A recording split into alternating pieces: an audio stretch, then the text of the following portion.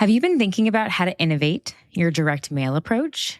At the Monthly Giving Summit, Letter Labs is hosting a workshop on day 2, which is February 26th, called Ink That Converts, Rethinking Direct Mail for Deeper Donor Connection and Growth. In this session, you will build a dynamic, modern direct mail strategy designed for 2026 and beyond that's innovative, automated, and actually feels human. If you've been wondering how direct mail fits into this digital first world and specifically your nonprofit, this workshop will completely change how you think about it and give you the time and the experts in the room to workshop it with you. So RSVP for free at monthlyGivingSummit.com or click the link in the show notes.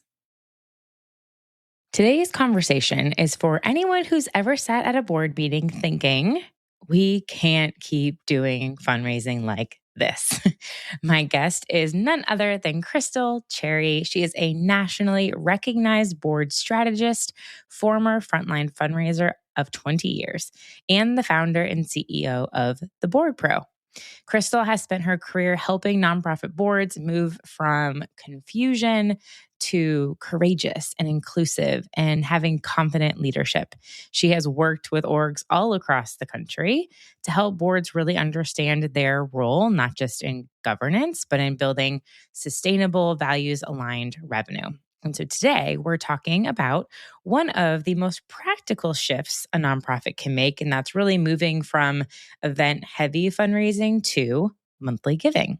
So in this episode, she's going to break down how boards can really champion monthly giving, what they need to understand, what staff needs to ask for, how to pilot change without triggering panic or resistance. And if you are in the world of navigating event fatigue or board hesitation, or just trying to build predictable revenue, this conversation is going to feel like a breath of fresh air. I think a lot of times monthly donors are swept under the rug and overlooked because they think that the amounts are typically small amounts, and so they don't see them as the potential of being major donors. And we know that annual donors or small donors are the pipeline for major gifts, right? But these folks have committed, right? They have said on a monthly basis, we commit to supporting this organization.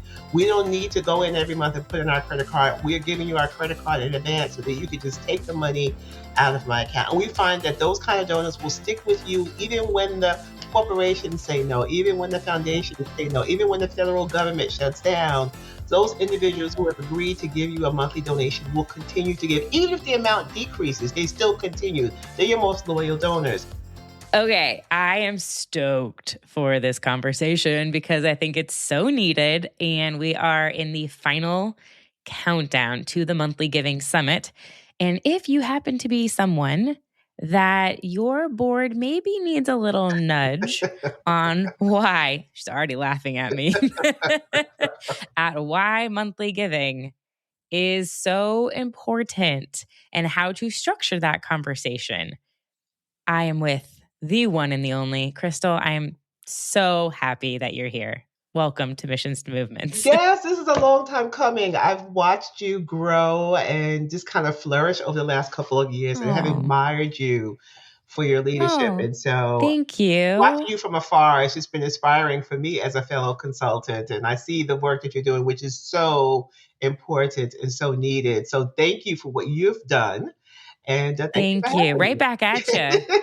We've spoken together at conferences and we get to like come in and out of each other's rooms or like meet around the lunch table or like say hi or like quickly like between catching flights. Yes. And then I came to your book launch. You did? Yes, I know. Yes. So good. Yeah. So good. I want to dive right in. Sure. So we're going to put a situation at play here. Okay. And we're just going to like real life situation this out, gameplay, okay? Because I think you'd rock at this. So let's just say that there is a staff member at a nonprofit that has an agenda item listed for monthly giving. Sure. Okay. How should they explain monthly giving in a way that you think is actually going to land with board members, especially those that might be stuck in either an event first mindset or major donors is the only thing that matters, or we should only be really focusing on like the planned giving or our one time. You get where I'm going Yeah, with yeah, this. Like yeah. basically any other priority. How would you structure, or what would your advice be to this Yeah, person? no, I think the way that the board talks about monthly giving really matters. And it really is an opportunity to give those who really have embraced your mission an opportunity to continue to give consistently in an amount and at a pace that's comfortable for them.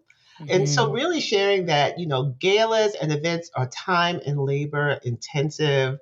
You may or may not see a profit after doing all of that hard work. It usually takes a lot of time, and then you have to try to build up so that you at least get your sponsorship goals met, 5, 6 months prior to the event. It's just a lot of work. Whereas monthly giving is something that people should enjoy doing, it should be comfortable for them.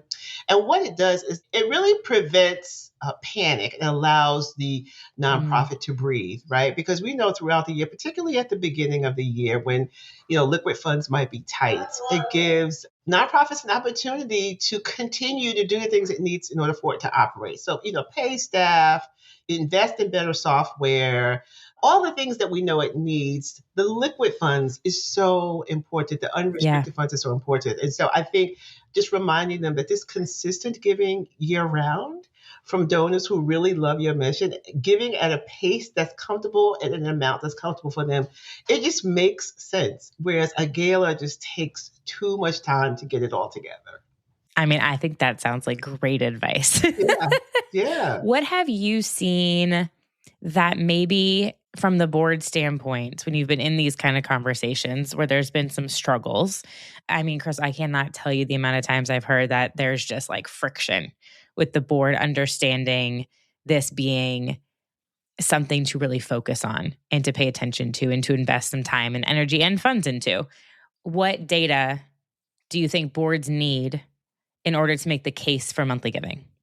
Yeah, no, I think it's really important because I think a lot of times monthly donors are swept under the rug and overlooked because they think that the amounts are typically small amounts. And so they don't see them as the potential of being major donors. And we know that annual donors or small donors are the pipeline for major gifts, right? But Hmm. these folks have committed, right? They have said on a monthly basis, we commit to supporting this organization.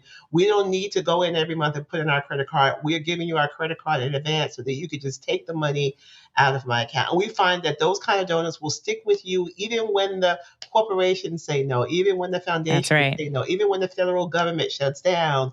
Those That's individuals who have right. agreed to give you a monthly donation will continue to give. Even if the amount decreases, they still continue. They're your most loyal donors. So I was giving you an example of a case of a donor that I found in our database who was given $150 a month for like 9 or 10 years. Wow. And he was overlooked because it was $150. Nobody thought, it's $150. But when I went and looked and tracked the amount of the collective giving, it was thousands of dollars, right? And no Yeah. one had called them, thanked them, acknowledged them. Wow. And so when I called him, it was an elderly couple, right? And he said, we've been giving for years because we really believe in the mission of this organization. And we just put it in our budget, right? It just goes in our budget with our other bills, right? We don't even think about it when we pay our light bill, our electric bill. We know this $150 is dedicated to this organization. I love And so that. when I came and asked him, well, I would love to meet with you. And he said, well, we don't want to fuss. We just wanted to give. We don't want any special attention. And I insisted. I was like, do you like tea? Let's just have tea. So I went and had tea with them. And they were just as gracious. And they lived in a little house. And as it turned out, I got them to come to the next gala. We put them in the front with the president and so on and so forth. And that turned into a planned gift. Right. And so you just Wow. never know what your monthly donors, the capacity they have to make even larger donations, because this was an elderly couple.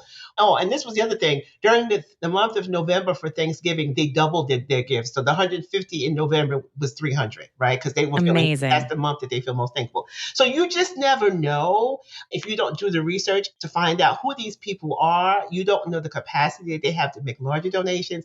And if they stick with you that long, that means they love you. That's They right. really do. That's right. They're down for the count. They are down Yeah. and invested in the mission. I love that. Something that I have been talking a lot about is making sure, to your point, to evaluate not only somebody just being like 1 year anniversary and like being with your organization, but looking at milestone achievements. So whether that is the length of time that somebody has been a monthly donor, so acknowledging that like 5 years, that's a big deal. Or if it's an amount, if somebody over time, like you're saying, has amassed $5,000, $10,000, $20,000, that's a big deal as a compounded monthly giving gift. So if some of those stories could be uncovered and shared at donor meetings, that would then open the mindset a bit to why it's so important. And I guess, how do you translate that impact into like board language? And I'm using like quote unquote fingers Yeah. here. Yeah. Because a lot of board members work for businesses a Yeah. lot of the time. And I always think it's so funny where subscription revenue is so common and so the norm and so important in the for profit world. Yeah. But for some reason, like when it's flip flopped and it's like, oh, we want to focus getting a bunch of people to give us smaller amounts of money, it's like, Yeah, I love dashboards. I remember when I was a fundraiser, I think showing impact by showing the numbers is really important. So not only showing the number of monthly donors, but maybe showing monthly donors from year to year, maybe showing those who have increased their gift from $50 to $75, yeah, right? Maybe showing those who have been giving 5 years or more. I mean, I think actually showing the numbers and showing them how these dollars are impacting the bottom line, I think is really important. So having a dashboard where you can say, these are the monthly donors who are giving between 100 and 500 a month, or between 500 and 1,000 a month. These are the ones who have been giving for 5 or so years consistently. These are yeah, those who have increased their donation from 50 to 75. These are the ones who have lapsed, maybe lapsed a year and they've returned. And these are the ones that have lapsed altogether, right? So you can kind of show them by the numbers the impact that these dollars had. And should they go missing, should we stop doing this, how much money would the organization actually lose? But you'll find, particularly for those who have been giving for 5 or 6 or 7 or 10 years, that means they may have had a turnover in the CEO. That means the director of development may have left. All kinds of changes happens in the nonprofit over a 5, 10 year mm, period. But this donor stayed with you during all yes. of that transition. So when the CEO left, when the government turned its back on you, when the nonprofit foundation said no, when the corporation went away, this donor was with you all along. That is such a good point. That's a really strong point. And I think that's so true. I always say that a lot of times we try and convince one time donors to become monthly. Sometimes they will, but sometimes they never will because that's just not the intent of how they were giving. However, I think a recurring first donor, to your point about what you just mentioned, is they believe in your vision. They believe in completing and reaching the vision. I mean, I think the longest I've been a monthly donor and I was coming is about 5 years. And like, it's for anti-human trafficking efforts for that organization specifically. And I'm like, yeah, I mean, I'm not stopping until this is done, right? Like, I'm there to like reach the goal with you. I don't care who's in charge. Actually, that organization's gone through a whole merger and acquisition and they're not the same. They got absorbed, but I believe in them because of what they were doing. So I love that. What about, let's say, on the flip side, the board is so down to support monthly giving. They see all of the value, they see all the numbers, they see all the data. How can you help the board determine their role in the growth and the success of a recurring giving program? First of all, I think they just need to realize it's important to talk about it and make it a priority. Make your staff realize this is something that's important to us. We believe it's something the organization should embrace. Because when it comes from the board, the staff has to embrace it, right? We believe this is the norm for Mm-hmm. us, that monthly giving is the norm. And then make sure it's implemented into the fundraising plan, right? This is a goal that we want to achieve, to have a certain amount of monthly donors by a certain amount, or we want a certain amount of revenue to come from monthly giving. And then they need to model it themselves to make sure that they're giving, even, the level that's comfortable for them. Everybody can't make $500, but even if it's $50 or $100 a month, or we have 100% monthly giving from our board, that goes a long Long way. way, right? Yes. And then I Yes. think you need to celebrate, right? So when you present your dashboard and you're showing that there's an increase in monthly donors or increase in revenue or increase in the number of donors who are giving, celebrate, praise the fundraising team, praise the CEO for those wins and acknowledge them to let them know this is important. We see you doing the work that's important to us and that we know is going to help us sustain this mission long time, right? And so I think the Yes. board sets the tone for what monthly giving could Hmm. look like and be like at your organization. So good. So good. And just being supportive of the staff that wants to invest in the resources, the tools to be able to grow that program. Love that. What do you think they should do to keep it top of mind? Like the best way to communicate success, like to make it feel sticky. So maybe it is like board reports or dashboards, but so that it shows up that this is like a long-term strategy of something we're trying to put together. Have you seen any good examples of that? I think to show that's important. Again, if the staff is doing a good job at it and the board sees the numbers and they see the numbers are going up, I think giving them praise, recognizing them, Yeah. maybe even making it public to the rest of the staff. Listen, we have increased, da, da, da, da. We're going to have pizza in the conference room today. Like make it a thing. If that might seem really small and minor, but if the board Yeah. makes it a big deal, it'll become a big deal. And then also, recognize I'm a big person who believes in recognition and honoring those who are doing good work. So I think honoring the CEO, honoring the director of development, but also putting that donor, if he or she agrees, out on Front Street, the one who's giving. Put them in the newsletter. We want to celebrate, Tim Jones. He's been a donor for 15 years, giving, $50 a month. He is our donor of the quarter or something, right? Like putting it in Yeah. your newsletter, putting it on social media, letting everyone know that monthly donations are really appreciated by our organization. The board sees it, the staff sees it, and now we're letting you, the world, see how we recognize those who continue to give us and support our mission month to month, year to year, even when everyone else turns their back on us. I love that. Yeah, celebrating is huge.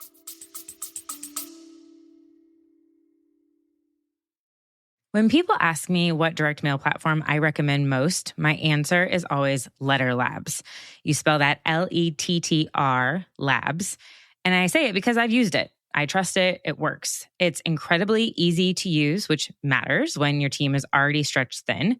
You can set up streamlined automations, AKA monthly donor gives, and then they automatically receive a custom thank you handwritten card. 6 months down the line, they could receive another card. 3 months down the line, you get the point here. The creative options are so powerful. From the handwritten cards that really feel personal and warm to large visual trifolds that demand attention and stand out in the inbox. But what I really think sets Letter Labs apart is the ability to retarget high intent supporters. They can identify site visitors, including mailing addresses, and automatically send them timely, relevant mail without the manual effort. It is one of the smartest ways I have seen nonprofits really blend digital behavior with the human connection of a direct mail piece.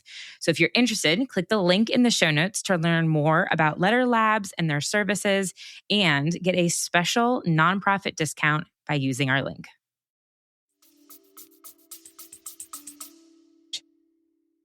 You've worked with a lot of boards over the years. And I guess two sides of the coin to this. Are there some common mistakes you see with boards when it comes to monthly giving? And on the flip side, are there amazing examples of ones that you've seen done really well? And what's been the dynamic or difference between the two? I think the common mistake is that boards don't think monthly donors are a big deal because the amounts are typically small. They're usually $50, $75, $100 a month. So they don't see them as major contributors to the mission, right?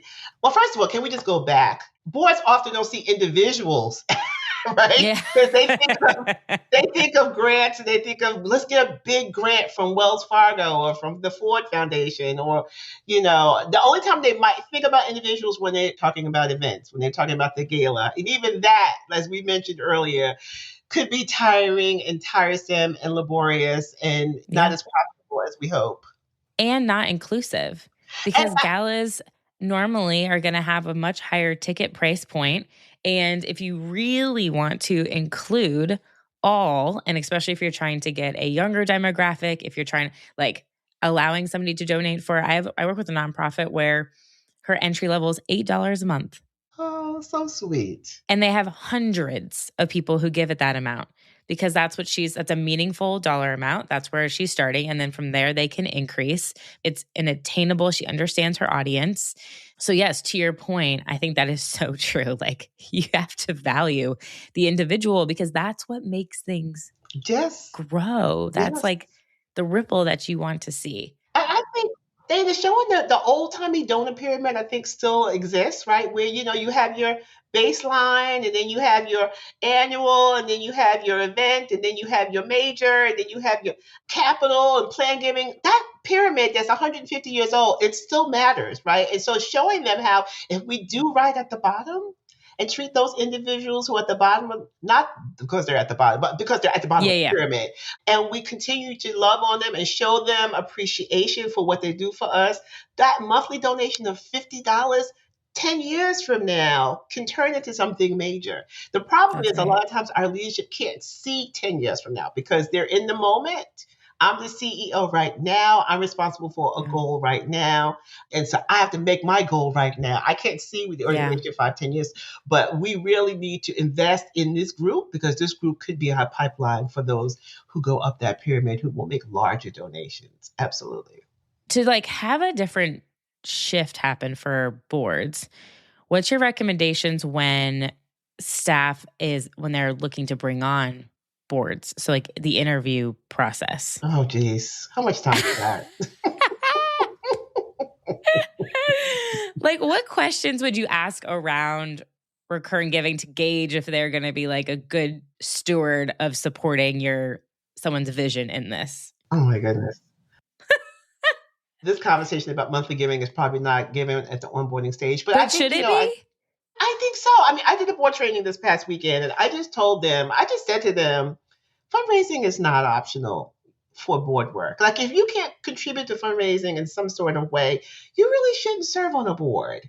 And I'm realizing and recognizing that everyone, because I know that there are several ways to contribute to fundraising. Some people are not, they don't want to be responsible for asking. And that's okay. We don't have to have people who are solicitors or who are askers or you can participate in fundraising in other ways. But it's not optional whether or not you as a board member are going to participate in fundraising. That is part of your function. One of your major functions is assuring the long-time resources to sustain this organization. And that means you have to be involved in some way. So let's start there. We first want you to make your gift so you understand the importance that you gotta have some skin in the game. Yes. And then recognizing that just like you, there are other individuals who will give. Well, and what I do is a roll and scroll exercise with them. And I say, take out your phone and just go to your contacts. And let's look at your contacts and tell me who, if you were to call them right now, a friend, a relative, a colleague, a church member, and just say, listen, I am working for this great organization. It means a lot to me. Would you make a $50 donation today just because of the relationship that we have? Like, you don't even really need to know who the organization is. And I've done that, right? Like, my girlfriend, she says, she's doing a walk for cancer. Can you send me $50, right?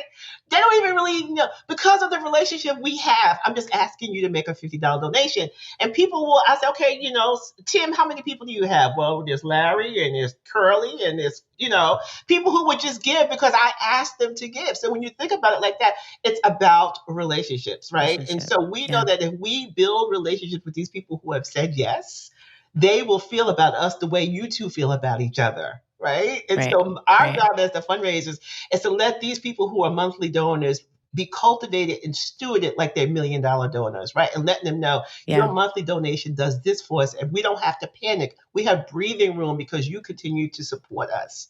We were able to buy new software when we needed it rather than having to budget it and wait next year to get it because we had this cash that was coming in every month that allowed us to just buy it because we needed it as opposed to having it budgeted for next year. And that is something that is so, so important to us. And thank you for your continued support and loyalty to us.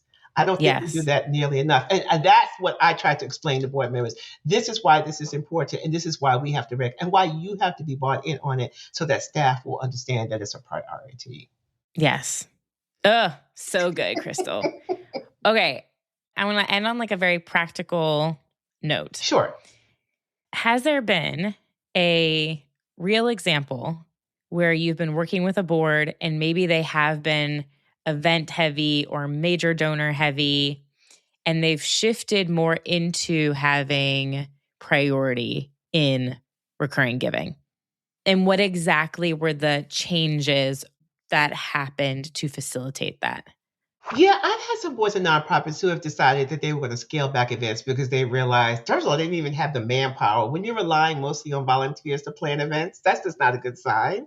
Right? If you don't have the Yeah. manpower to actually plan an event, that puts the event at risk, right? And so risk is something that the board is supposed to be really paying attention to, not putting the organization at risk and making them more vulnerable than they already are, right? To the outside forces that we have no control over, right? And Mm-hmm. so let's plan our activities around things that we know will have a solid return, as opposed to those things that are kind of murky and we're not 100% sure. We're going to put all this time and effort into it. And so I think that's really important. I have found organizations who have scaled back events. In fact, I'm actually on a board of an organization who used to have a major big gala every year at the Marriott, and we all wore the long dresses and ate the rubbery chicken. And they have decided that for them, focusing on individual giving is most important. I kind of need to get them really focused on monthly giving, but individual giving at least is a start. And scaling down that event so that it's a Yeah. dinner, and we've had it some big beautiful church here in Atlanta and Buckhead. I forget which one it was, but it was like their top floor room, which was still very nice. And it wasn't as elegant as a ballroom, but we decorated it. So scaling down, so realizing that part of fundraising needs not to go into all this big time, long time planning and everything. And let's focus on something else. And so trying Yeah. to get the board members to give monthly has been a priority. And I think that they have maybe a half of their board who's doing it, some board members who are still not giving. We know that's always a problem. But I Mm-hmm. think this, particularly as it relates to events, there are some organizations that are recognizing that events may not be, everybody's doing it because that's what we've always done, right? And they think That's that's right. the only way to let the world know what they're doing. But I say focus on individuals. And if getting the message is the point, getting the message out is the point of the gala, let's figure out other ways throughout the year to get the message out about who the organization is in front of the people who will make those donations, without them Yes. having to be in that room with the tie and tails eating the dried potato. Yeah. The dry potato is so good. I'm on a board as well. And our president, I had to switch to offer monthly giving or monthly installments were kind of like a membership instead of it always being annual and breaking it up. And he's like, this has been great for our cash flow. And I was like, yeah, I know. And he's like, there's so many people choosing to give in this way over the annual. And I was like, I thought that might happen. Right. And so I think to your point earlier that you had brought up about being able to buy software or whatever it is that you need, and you were talking about at the beginning of the year when we're not feeling as maybe like liquid cash, I think that's normal. And we're in that moment right now. Like we are in still the new year, the first 2 months of the year. And that's usually because at the end of the year, there's still this huge emphasis on one-time gifts. Yep. And it would be so different. I had Steven, local, I don't know if you know, to CFO, who came on and talked about the massive difference he sees with the boards and with the staff that choose to invest and have like 40% of their giving is monthly. And he's like, how much that changes the discussions about planning and the future because they can. They actually can because they know, because their retention rates are usually like 85, 90, 95% on monthly giving, that we can actually have these conversations. Yep. They can decide to invest in these things. If 40% of year-end giving was recurring and you knew right on January 1, you were going to kick off with a solid chunk of that revenue continuing to come in, how different would that feel? Yeah.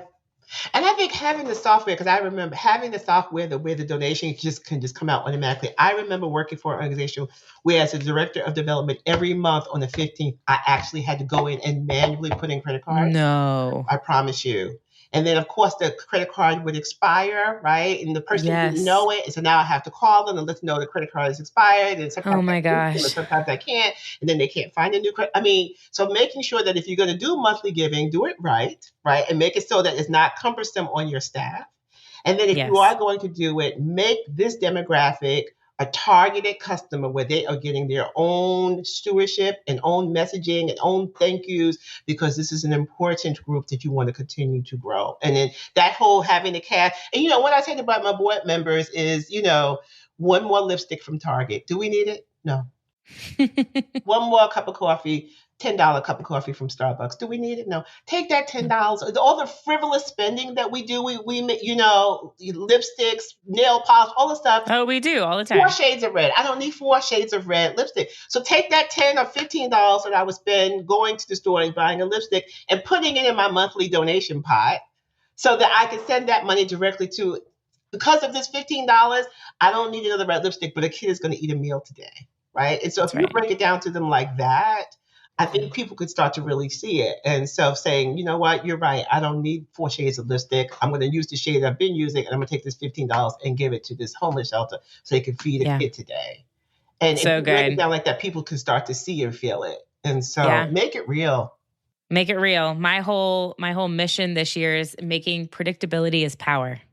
Predictability is power. It can take, if you have predictability in your funds and can feel like you have some sustainable consistency to revenue, what can that do to organizations who traditionally would feel, I don't want to say like less than, but not supported? It gives you confidence. It gives you a different playing field when you're sitting in that place of having solid funds.